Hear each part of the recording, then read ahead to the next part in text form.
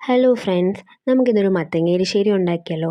അതിനാദ്യം വൻപയർ കുക്കറിലിട്ട് ഒരു 3 വിസിൽ അടുപ്പിച്ചെടുക്കുക.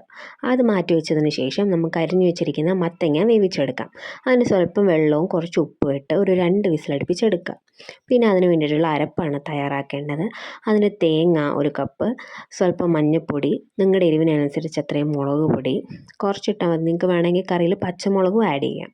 പിന്നെ ഒരു 1/2 ടീസ്പൂൺ ജീരകം, 2 വെളുത്തുള്ളി, ഇത്രയിട്ട് നല്ലപോലെ പേസ്റ്റാക്കി അരച്ചെടുക്കാം നമുക്ക്. എന്നിട്ട് ഈ ഒരു വെന്തിരിക്കുന്ന മത്തങ്ങ പയർ കൂട്ടിലേക്ക് നമുക്ക് ഈ അരപ്പൂടെ ചേർത്ത് അതിൻ്റെ പച്ചമണമൊന്ന് മാറ്റിയെടുക്കാം. കറിവേപ്പിലയും ഞാൻ ചേർത്ത് കൊടുക്കുന്നുണ്ട്. പിന്നെ വേറൊരു പാൻ എടുത്ത് കടുക് വറുത്ത് കറിവേപ്പിലയും ചേർത്ത് അതും കൂടി ഇതിലേക്ക് ഒഴിച്ചു കൊടുക്കാം. അതേ പാനിലേക്ക് തന്നെ നമുക്ക് നമ്മൾ ഈ തേങ്ങ വറുത്തിടേണ്ട ആവശ്യമുണ്ട്. അതുകൊണ്ട് നമുക്കത് വറുത്തെടുക്കാം.